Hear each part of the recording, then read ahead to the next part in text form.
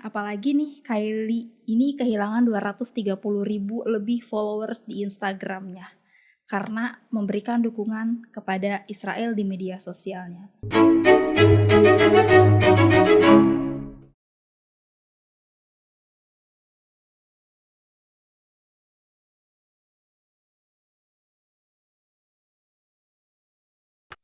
Halo guys, welcome to our channel bersama gue Tiara Olivia dan Aileen Ho di catatan Misteri.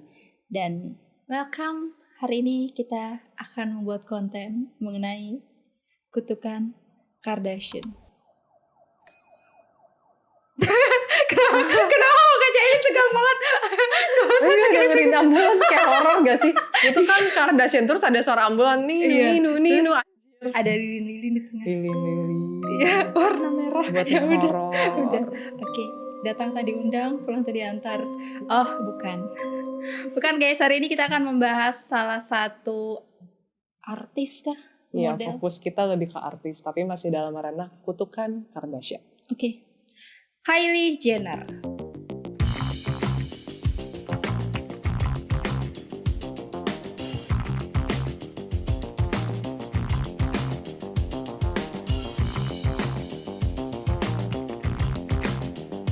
Setelah kemarin kita ngebahas kakaknya yaitu Kim, yang di sini yang belum nonton boleh nonton dulu. Hari ini kita akan membahas tentang adiknya yaitu Kylie Kristen Jenner. Lahir 10 Agustus 1997, ia adalah seorang tokoh media, model dan juga pebisnis berkebangsaan Amerika Serikat.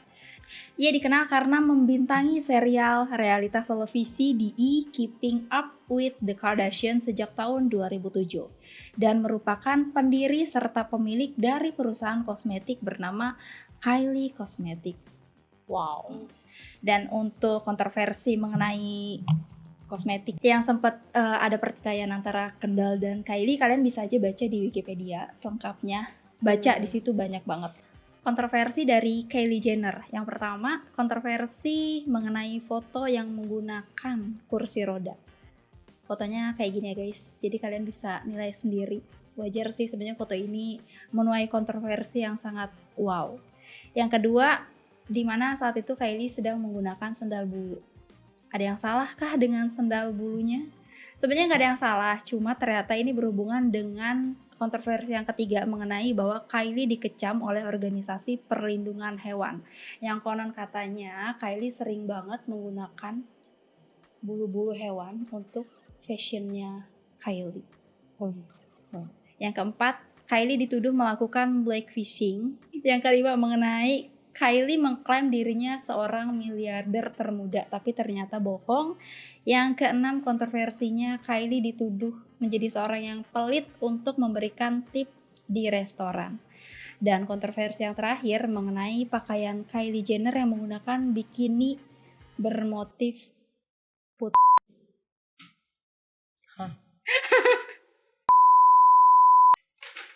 Dan kita membahas mengenai asmara dari Kylie. Saat ini Kylie diketahui sedang memiliki hubungan asmara bersama seorang pria, Timothée Chalamet. Susah namanya. Iya, susah. Ya, pokoknya itulah ya guys ya. Dan sudah diumumkan secara terbuka mengenai hubungan mereka. Walaupun pada saat itu sempat diragukan oleh publik nih, karena mungkin masih dirahasiakan. Gitu, biasanya kayak gitu kan. Biasanya kalau masih baru-baru banget kayak masih malu-malu untuk mengakui. Ya kan, kayak enggak, masih temenan, tapi begitu udah mantep nih perasaannya, udah mateng baru diumumin, akhirnya diketahui bahwa mereka pacaran. Nanti, udah official ya berarti. Iya, nanti dibahas juga ya. Oke. Dan pasangan tersebut kini membuktikan kemesraan mereka di berbagai kesempatan, bahkan menjadi sorotan setelah diketahui pacaran oleh Timothy. Nah, fansnya pun melihat sesuatu yang berbeda dari Kylie. Banyak orang berpikir bahwa si Kylie itu sengaja mengubah gayanya untuk Timothy. Karena diketahui laki-lakinya ini atau si Timothy ini laki-laki baik ya. Jadi ya menurut secara fashion juga. Ya, pokoknya itulah ya, cool, ganteng gitu kan. Jadi Kylie rela mengubah penampilannya untuk sang kekasih.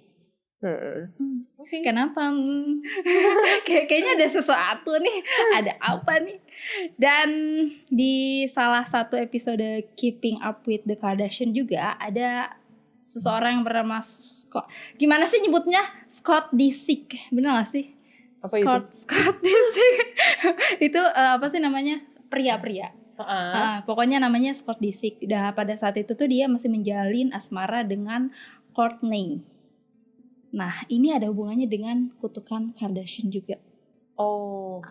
Okay. Nah, konon katanya keluarga Kardashian ini kerap kali menyebarkan kutukan. Ngeri ya.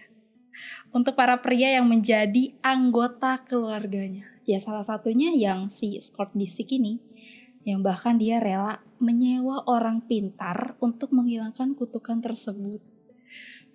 Segitu parahnya ya ternyata dia. Segitu parahnya. Karena kalau misalkan dari berita yang aku baca juga semua laki-laki nih yang berhubungan dengan keluarga Kardashian tuh jadi kayak meredup gitu cewek karirnya. Kayak tiba-tiba habis semua. Kayak gak ada tenaga. Iya kan? Yang tadinya lagi naik daun pas nikah sama salah satu Kardashian tiba-tiba jatuh. Oke. Nah, jadi si Scott Disick ini memanggil paranormal karena dia merasa setiap laki-laki yang berurusan dengan keluarga Kardashian ini bakal kena sial, baik dalam karir maupun kehidupannya. Dan Kylie Jenner pun menyebut kutukan keluarga Kardashian itu tidak hanya berlaku untuk pria saja. Loh, dia sendiri juga ngomong. Iya, namun juga untuk teman-temannya. Luar itu biasa. Kylie sendiri yang mengaku ya. Luar biasa. Iya, jadi ya yang merasa nggak bisa menghadapi ketenaran karena dekat dengan keluarga Kardashian. Gimana ya maksudnya? Jadi mungkin kita deket gitu. Terus mungkin jatuh kali itu. Karena lebih ngangkat Kardashian. Oke. Itu. Oke. Kita cek nanti bener gak sih kutukan itu ada. Oke. Dan yang terakhir nih yang lagi rame banget, Kylie Jenner juga menjadi salah satu public figure yang memberikan dukungan pada Israel. Nah, itu kontroversi. Yes, tapi belum ada 24 jam ia mengunggah dukungan terhadap Israel, Kylie sudah menghapus postingan tersebut. Diserang kan? Pasti.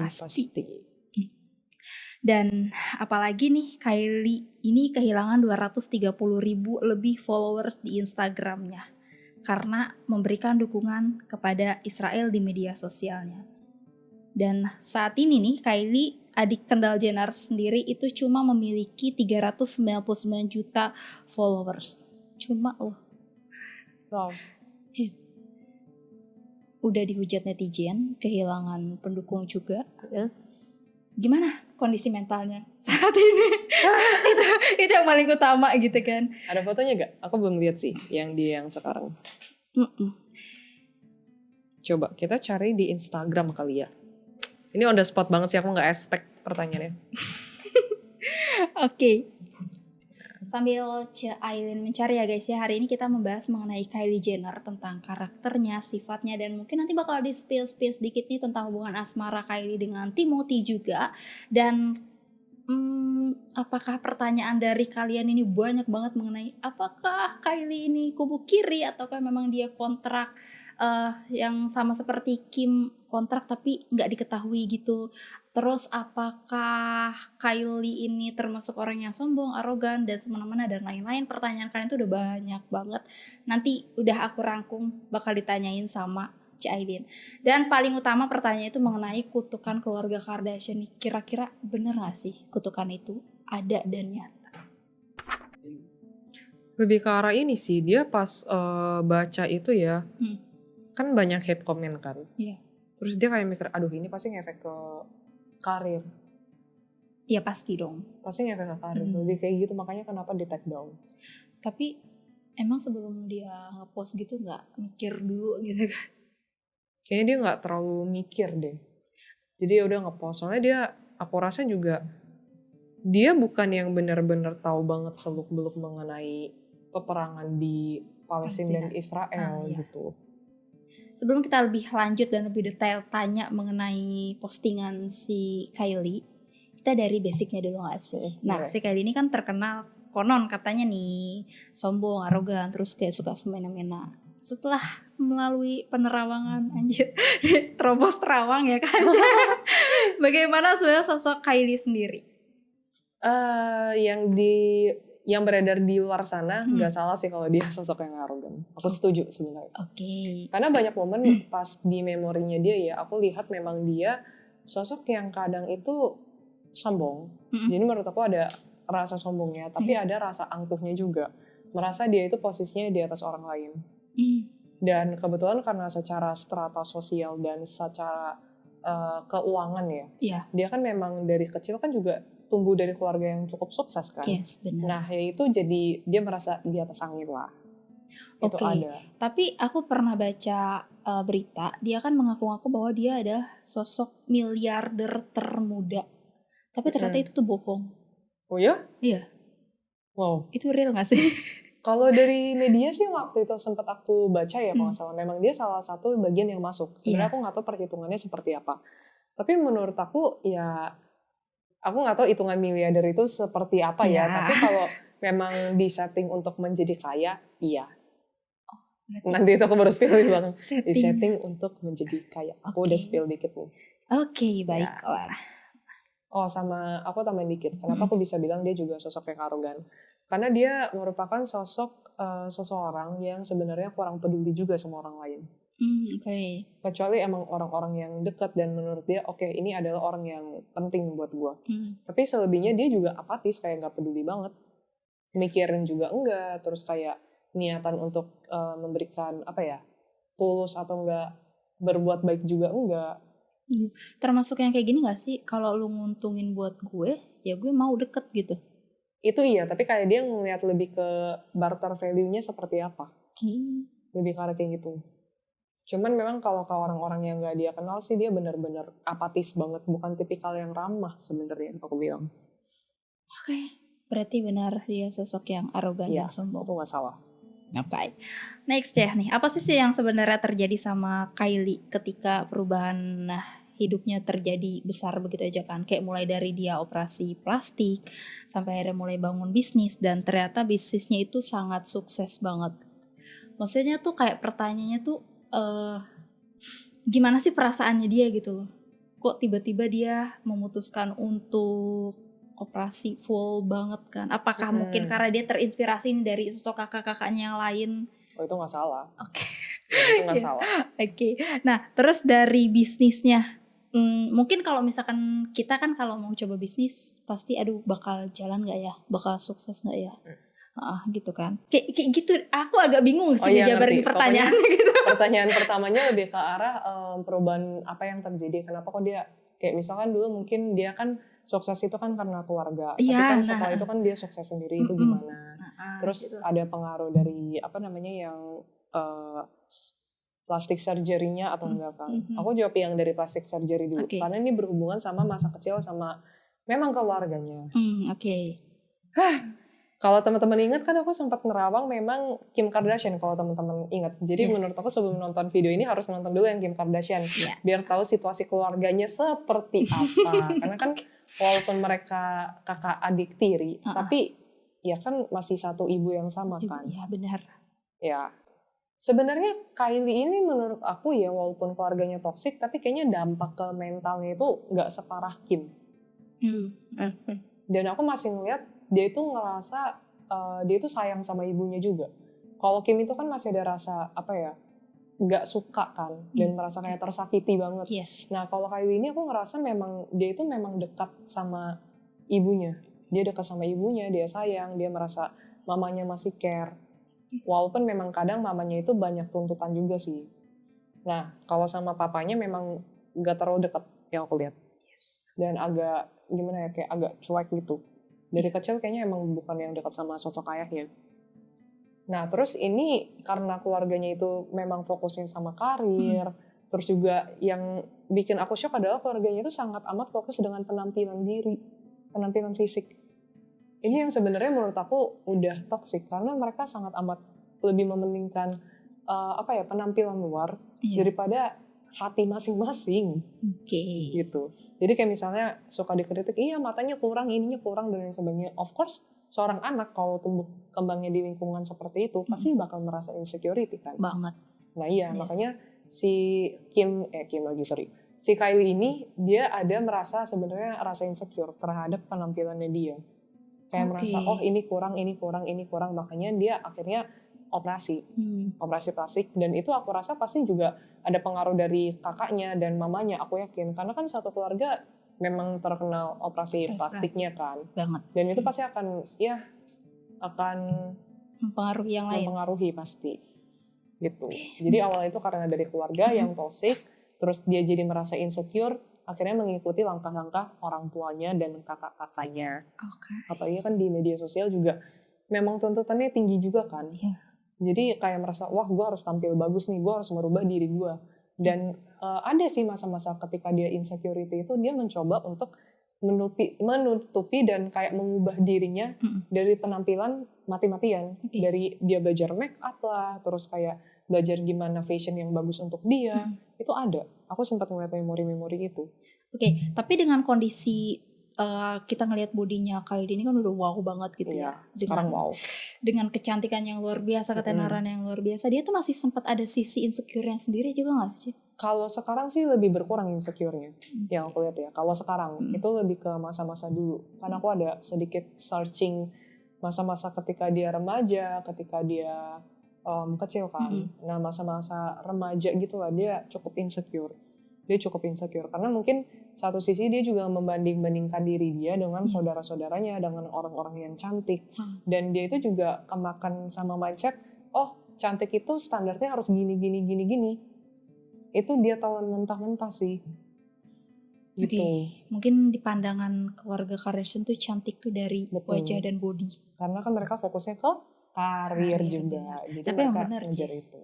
Di dunia entertain gini nggak good looking tuh nggak laku. Aduh, kenapa ya? Padahal setiap manusia itu menurut aku unik dengan caranya masing-masing. Toh ciptaan manusia, kok ngehujat ciptaan manusia kan? Sekarang tuh skill tuh nomor sekian, lu nggak punya skill, yang penting lu good looking udah tenar deh. Gampang sekarang tuh semudah ini. Kalau zaman dulu ya, waktu aku kan sempet ikut casting, ikut manajemen model, host segala macam. Itu tuh benar kayak dilatih skillnya.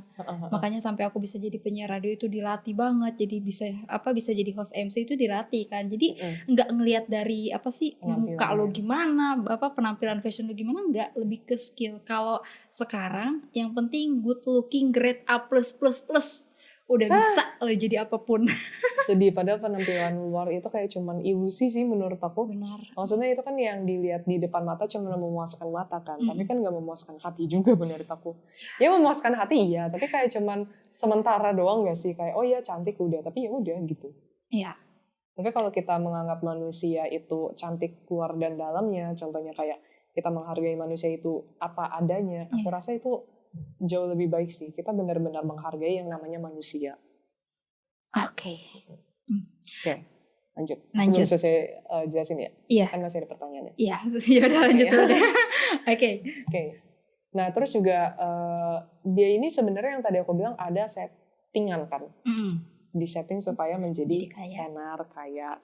Ya mungkin teman-teman udah tahu lah ya arahannya kemana. Ya spill dikit lah, memang ada bagian dari kubu kiri yang membantu mengatur ini. Dia ini sebenarnya kayak puppet sih menurut aku. Puppet kayak boneka. Puppet itu kan boneka. Oke. Kayak boneka supaya disetting, oh ya lu tenar, lu ini. Jadi kayak dia yang tampil di depan media sosial, tapi yang ngatur itu bukan dia. Aku berasa banget settingan kayak ada bau-bau manusia yang banyak banget ikut campur. Walaupun memang ada bagian dari kubu kirinya, tapi bagian dari manusianya itu juga ada kayak bantu ngatur setting. Udah kamu yang up. Soalnya menurut aku ya Kylie ini dari kecil ini entah kenapa beserta dengan keluarganya ya kayak entah kenapa mereka kan kurang punya skill ya.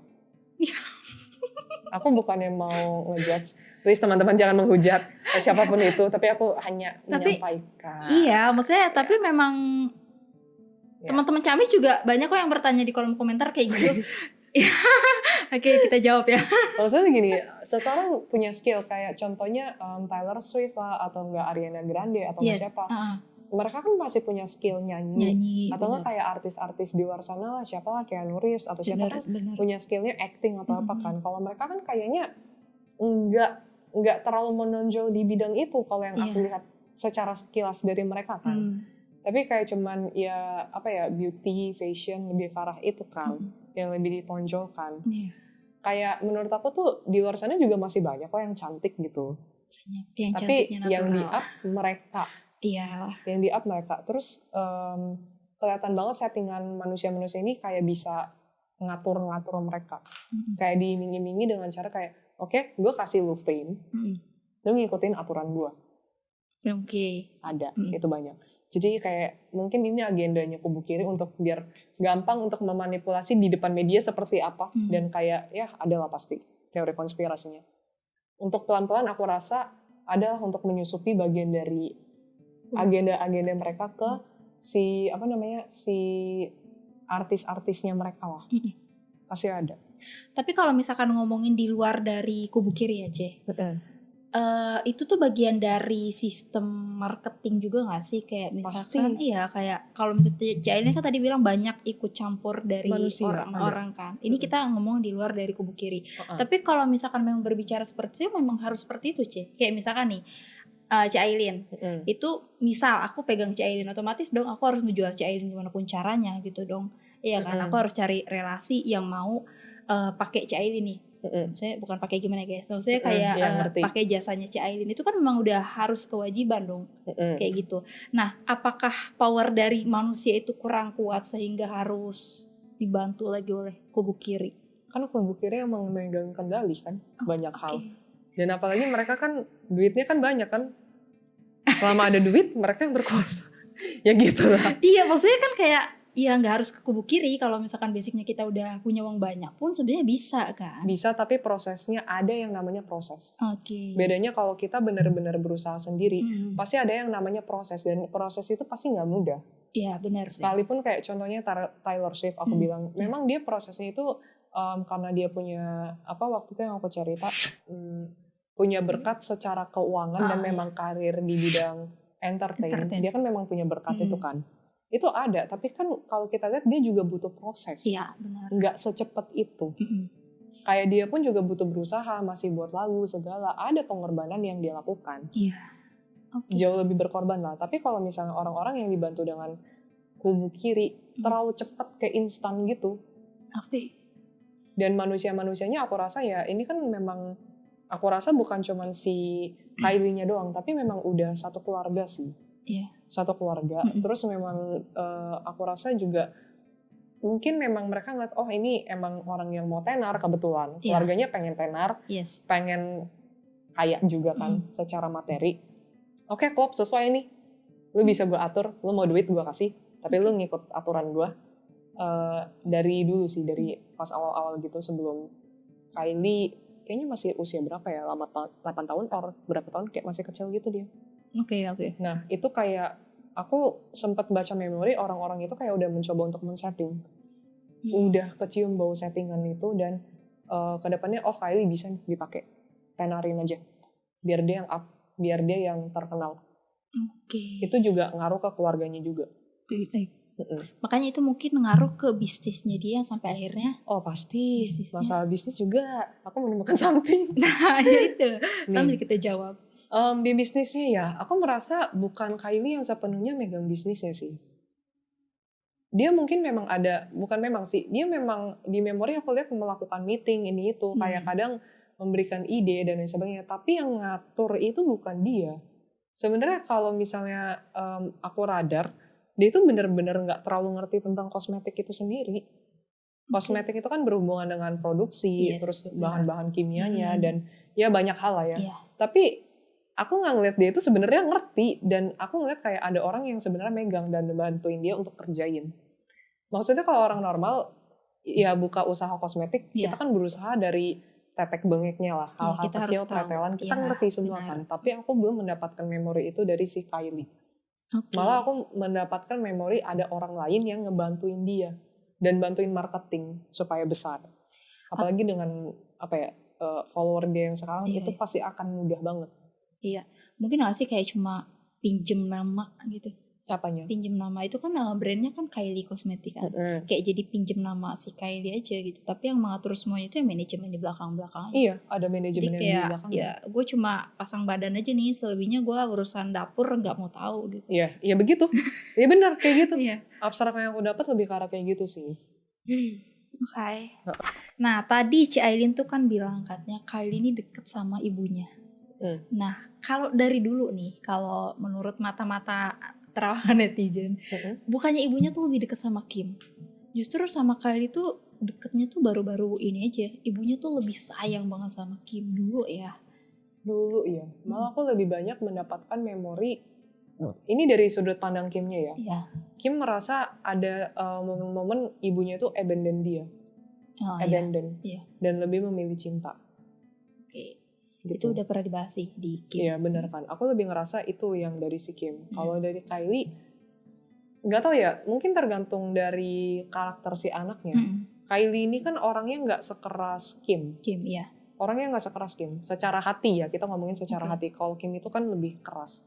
Mungkin karena dulu orang tuanya sempat banyak ribut. Karena dia banyak momen ngeliat orang tuanya ribut juga sih. Jadi kayak pasti akan berdampak kepada mental health-nya. Iya, benar. Kalau Kylie ini pas aku rasa mental health-nya memang nggak sefluktuatif itu. Dia memang lebih nggak deket sama sosok ayahnya sih yang tadi aku bilang. Ada satu sisi kayak enggak deh gitu sama ayahnya. Kayak kurang deket. Sama ibunya dia masih merasakan ibunya itu masih taking care of her. Walaupun mungkin ibunya pasti of course lebih fokusnya ke karir. Iya. Bukan yang tiap hari bisa nemenin juga. Cuman dia masih merasakan sisi itu. Oke. Tapi apa yang bikin akhirnya Kylie ini jauh sama sosok ayah? Kayak gak mau deket gitu. Ayahnya ya pas aku terawang memang bukan tipikal seorang ayah yang secara hati itu mau deket sama anak. Orangnya juga ada sisi egonya sendiri. Dan lebih fokus pada dirinya sendiri. Ayahnya kayak gitu. Kalau aku terawang sedikit dari memorinya si Kylie. Oke, mungkin akhirnya itu yang bikin Kylie gak nyaman kali ya sama ayah. Iya, ayahnya kayak pas dari Kylie kecil gitu aku nggak merasa kayak melakukan pendekatan yang gimana banget sih. Kayak ya udah lebih fokus sama diri dia sendiri. Malah aku lebih ngerasa Kylie itu lebih dekat sama siapa? Kendall bukan sih namanya? Iya, Kendall, kakaknya Kendall. Oh, Kendall. Oh, itu kakaknya. Kakaknya. Oke, iya. Lebih dekat sama Kendall karena usianya nggak terlalu beda jauh. Jadi dari kecil itu memang teman main bersama sama Ken. Kylie ini seorang yang narsistik bukan sih? Ada. Ada sisi itu. Ada. Simpel ya jawabannya. Simpel. Iya. Oke, baiklah. Mungkin Jaren butuh minum. Oh ya, minum dulu.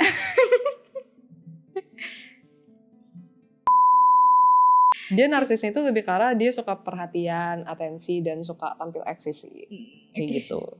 Dan ya ada sisi dia merasa lebih dari orang lain, menurut aku itu bagian dari narsistik juga sih. Terus dia itu juga orangnya sebenarnya temennya nggak terlalu banyak. Dia bukan orang yang terlalu introvert banget, tapi bukan extrovert. Tapi temennya nggak terlalu banyak ya sih. Ya nggak mau kali Ice, nggak ada yang mau temenan sama dia. Kan dia menyatakan bahwa siapapun yang akan deket sama dia kena kutukan. Dia milih-milih juga sih sebenarnya. Selain dari kutukan itu benar atau enggak ya. Soalnya kan orangnya juga agak cuek. Dan lebih kayak ya milih-milih juga sih picky berteman. Terus ini yang sebenarnya yang teman-teman tidak boleh lakukan. Dendaman. Jadi Kylie itu ada beberapa momen kadang dia itu suka ingat keburukan orang. Di sini ya aku belajar sih dari sosok Kylie kayak misalnya kadang kan kayak sebel sendiri kan sama orang. Ya masih ada lah pastilah momen-momen kayak gitu. Tapi lebih diingatkan kayak nggak boleh sampai dendam. Apalagi ingat keburukan manusia. Ya namanya manusia pasti selalu ada namanya kurang. Iya. Dan ada saatnya kita itu udah harus lebih legowo dan ya udahlah maklumin. Iya. Tapi kadang kalau ngomong doang gampang Ci. Ngomong gampang, praktek susah. Oke. Bisa kok, bisa. Bisa. Kita ciptaan Tuhan. Yang penting bisa. Niat. Betul. Orangnya individualis. Sama fokusnya sekarang dia memang lebih ke karir. Ya, ketimbang membina hubungan keluargaan yang baik gitu sih. Oke. Kalau sama anak dia tetap tanggung jawab ya. Kalau anak beda. Emang dia menjadi sosok ibu yang sangat baik. Iya. Tapi memang ya dia di fase yang lebih mementingkan karir sih. Oke. Kita pindah pertanyaan, Ce. Ini pertanyaan yang membuat penasaran, tapi Oke. sebagian orang belum pada inti pertanyaannya. Mengenai hubungan asmaranya dengan Timothy. Oke. Nah, yang ini ya. Nah, digadang-gadang bahwa Timothy. Timothy ini adalah sosok pria yang baik gitu kan. Harus berpasangan dengan seorang Kylie yang notabene mungkin sudah terkenal dengan citra pro dan kontra serta kontroversi yang wow gitu. Kira-kira hubungan mereka tuh beneran real atau cuma settingan doang? Dan bisa gak sih dilihat mereka tuh bakalan langgeng sampai nanti apa? Kalau langgeng itu pilihan mereka lagi sih. Oke. Tidak berani membaca masa depan. Cuman kalau dari sudut pandang si Kylie ya, Timothy ini sosok pertama kali kenal sih yang aku lihat memorinya. Kayak, oh ini orang cool, keren, laki banget. Kayak gitu. Tetap tampang ya guys. Ya, dan wah emang ganteng juga sih. Gitu. Oke. Ya, nah tapi memang menurut aku hubungan mereka berdua itu kayaknya masih baru-baru deh feeling aku. Soalnya kayak mereka itu masih apa namanya, masih kayak bucin gitu. Masih hangat. Iya, masih kayak ya gitu. Masih baru, Ce, emang belum ada setahun. 6 apa 7 bulan deh. Oh ya udah berarti benar. Masih baru, terus kayak aku rasa kayaknya mereka belum benar-benar mengenal seluk-beluk mengenai diri, belum mengenal seluk-beluk pasangannya masing-masing dengan sangat amat baik sampai tetek bengeknya dan ya sampai buruk-buruknya, borok-boroknya kayaknya masih belum tahu sih. Soalnya masih fokusnya lebih ke arah ya yang bucin, masih romantis gitu. Oke, apakah memang Timothy-nya sendiri sosok pria yang romantis? Ada beberapa momen aku rasa iya. Lebih ke arah ini kali ya. Timothy itu sebenarnya kalau dia nunjukin ke orang itu dia lebih nunjukin sisi coolnya, kerennya, terus kayak ya sisi lakinya banget kan. Tapi kalau sama pasangan, aku lihat memang dia itu sebenarnya cukup lembut sih. Cukup lembut, terus cukup apa ya? Sometimes itu masih pengertian iya, sometimes. Terus sisi perhatiannya juga ada. Gitu. Coba banget lah ya, idaman banget. Ya gitu lah ya. Idaman Cailin. Enggak juga sih, biasa aja. Oke, enggak. Idaman Cailin kayak mana? Berat kalau ditanya. Oke, kita akan bahas itu ya. Nah, berbicara mengenai sosok yang lembut. Kan Kylie ini udah punya anak. Kalau di depan kamera, kan Kylie ini menjadi sosok seorang ibu yang lembut. Apakah di realnya juga seperti itu atau cuma demi konten? Untuk kali ini aku nggak pro ke Kylie. Karena memang aku lihat dia sosok ibu yang baik. Soalnya dia itu memang benar-benar tulus dan sayang banget sama anaknya. Dia benar-benar protektif banget juga sama anaknya. Tapi di satu sisi dia itu adalah ibu yang cukup sabar. Gak semua orang tua kan sabar. Nah kebetulan Kylie ini sama anaknya sendiri dia sabar. Kayak gitu sih. Jadi benar-benar tulus sih. Mungkin dibalik dari sosok Kylie yang mungkin kedengarannya negatif di depan mata orang-orang, tapi aku ngerasa sosok Kylie ini adalah seorang ibu yang benar-benar baik sih. Ada sisi positif dari seorang Kylie juga loh. Ya, mungkin dia pengen menunjukkan citra bahwa di mata anaknya dia harus terlihat baik. Kadang kan ada ibu yang kayak gitu. Sosok keibuannya muncul sih. Daripada harus menunjukkan gitu, memang aku ngerasa dia itu punya sosok keibuan. Ketika punya anak, dan memang dia itu setelah, aku nggak tahu sebelumnya ya, tapi setelah punya anak dia menjadi sosok yang sayang sama anak-anak sih. Ini pengaruh saja. Pasti pengaruh. Nih, dan dia juga nggak ngelampiasin emosi ke anaknya sih. Itu yang aku lihat. Makanya tadi aku bilang kan sabar kan. Ya dia nggak melampiaskan emosinya ke anak. Soalnya kadang beberapa orang tua itu suka melampiaskan emosinya kepada anaknya. Ya. Sering. Bahkan saking stresnya ngelampiasin emosi ke anak sampai bisa menghabisi nyawa anak sendiri. Nah, itu jangan sampai dilakukan ya guys. Itu sangat amat tidak baik dan tidak berkenan di mata Tuhan. Ya, di mata manusia juga gak berkenan. Betul sih. Oke, tadi sempat aku singgung mengenai kutukan Kardashian. Apakah benar kutukan itu ada, Ci? Yes, ada. Serius? Aku jawab dengan gamblang ada. Ah, Ada. Oke. Apa yang membuat kutukan itu tercipta? Apa memang dari sisi manusianya? Karena aku lebih mikirnya gini, Kardashian ini kan udah tenar banget gitu kan. Jadi mungkin kutukannya itu karena pasangan-pasangan Kardashian ini tidak bisa bersanding atau tidak bisa mengimbangi lah dengan ketenarannya si Kardashian itu. Kalau ketenaran aku rasa pasti ada hubungan sama settingan orang di belakang layar juga sih. Itu pasti aku rasa. Jadi nggak bisa 100% nyalahin astral, tapi ada ikut campur bagian dari manusianya. Dan juga keluarga ini kan, sorry to say sih, sebagai content creator harusnya nggak boleh begini sih, tapi aku ngeliat memang keluarganya agak toksik. Keluarga Kardashian ini. Wanita-wanitanya itu lebih mementingkan ego pribadi. Termasuk Kylie. Termasuk Kylie. Nah makanya ketika seseorang lebih mementingkan egonya, pasangannya pasti akan berasa dong. Lama-lama nggak merasa nyaman. Kalau dari, kita fokusnya ke Kylie ya. Sosok Kylie ini ketika sama pasangan itu menurut aku bukan sosok pasangan yang baik sih. Walaupun dia menjadi seorang ibu yang baik, tapi sama pasangannya kurang. Karena ada beberapa momen aku lihat dia kurang menghargai pasangannya. Dia ada momen juga kayak suka nuntut pasangannya harus gini. Dan dia sendiri juga lebih pengennya dimengerti. Bukan dia yang mengertiin orang. Kayak, lo harusnya ngertiin gue gini dong. Gue maunya gini. Gitu. Kayak harus lebih nurutin egonya dia. Dan beberapa momen juga ya dia memandang laki-laki seperti benda sih menurut aku ya. Kenapa ya? Apa karena mungkin dia merasa, ya seperti yang udah tadi Celine bilang ya, kayak dia ngerasa di atas. Iya, itu ada. Jadi sisi dia kan merasa angkuh kan. Sama pasangan itu dia juga tipikal orang yang melihat, ini orang bisa gak ya di atas gua. Dalam artian kalau secara strata sosial, secara keuangan bisa, oke, gue lebih menghargai lu lah. Tapi kalau misalnya di bawah dan kayak lu nggak menunjukkan sisi baik-baiknya di depan mata gue ya, gue nggak mau memandang lu sebagai sosok yang bisa gue hargai. Soalnya banyak momen dia kayaknya banyak pacar deh. Kayaknya sih dari memori kan aku nggak terlalu ngikutin dia, tapi kayak beberapa momen aku kan taunya dia sama TS kan, sama Travis Scott. Nah, tapi ternyata sama laki-laki sebelumnya itu juga aku ngerasa kayak ada beberapa momen sama pasangannya kurang menghargai gitu sih.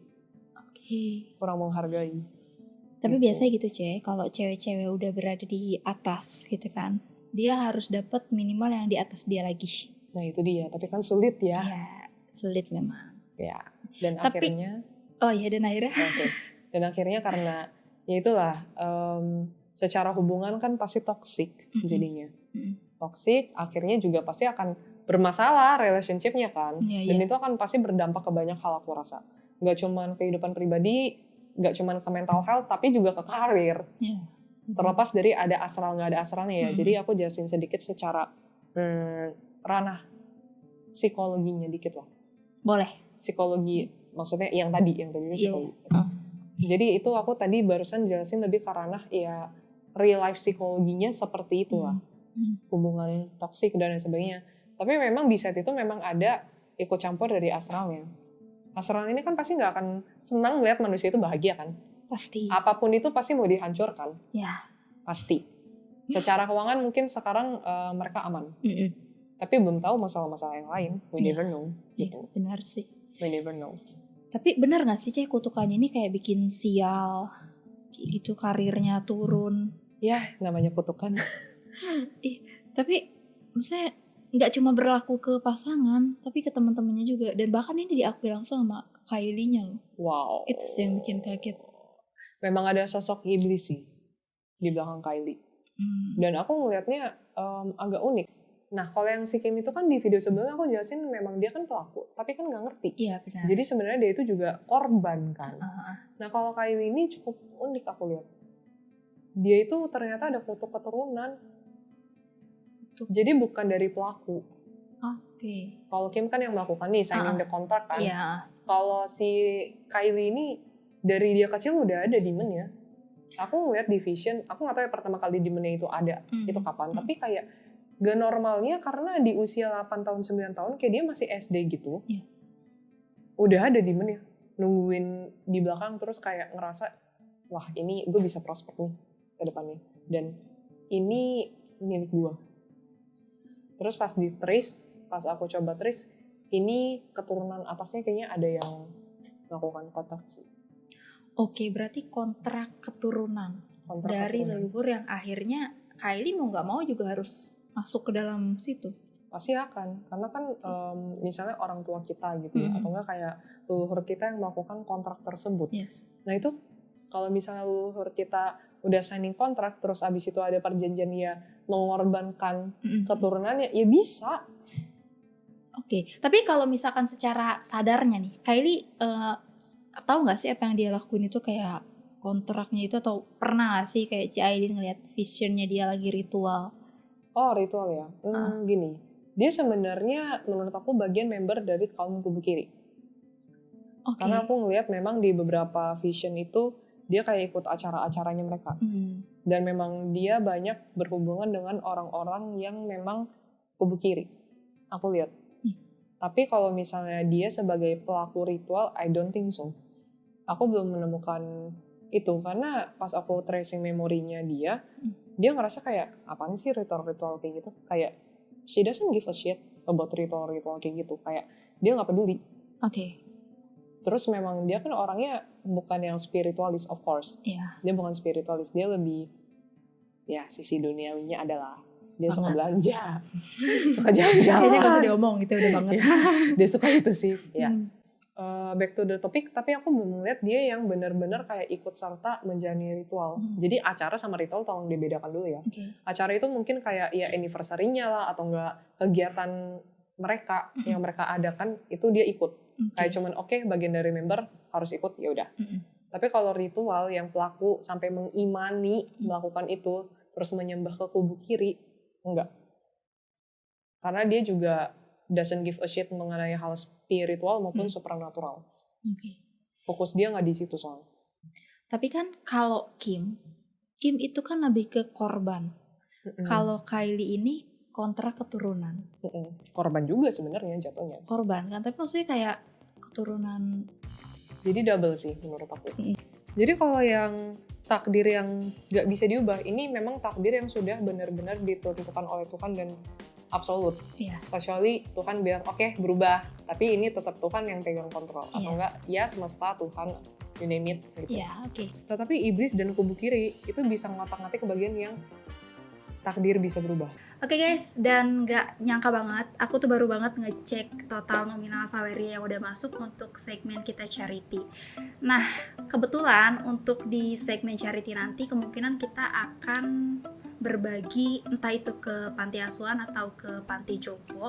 So buat kalian yang memang punya rekomendasi atau referensi link-link tempat panti asuhan atau panti jompo yang bisa dikunjungi sama tim Camis, boleh minta tolong untuk di-share ke DM Instagram. Dan untuk dukungan Saweria juga ya guys ya, kalau misalkan kalian pengen berbagi untuk segmen charity, kalian bisa tulis keterangannya.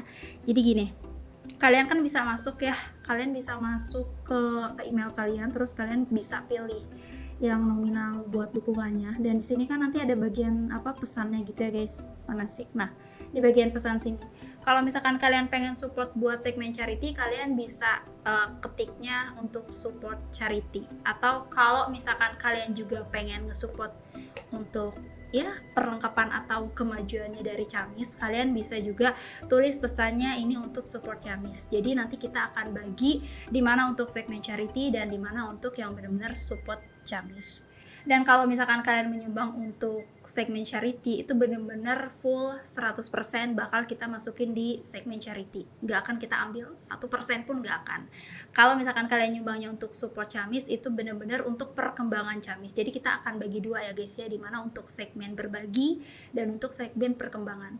Tenang aja, insya Allah kita amanah menyampaikan semua pesan kalian dan menyalurkan semua kebaikan kalian untuk kita semua.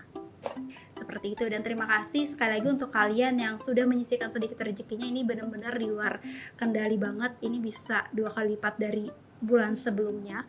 Dan terima kasih, pokoknya berkah selalu untuk kalian. Semoga kebaikan juga menular di diri kalian. Dan terima kasih sekali lagi, terima kasih. Jangan lupa terus disupport Catatan Misteri. Tunggu konten kita selanjutnya. Bye bye.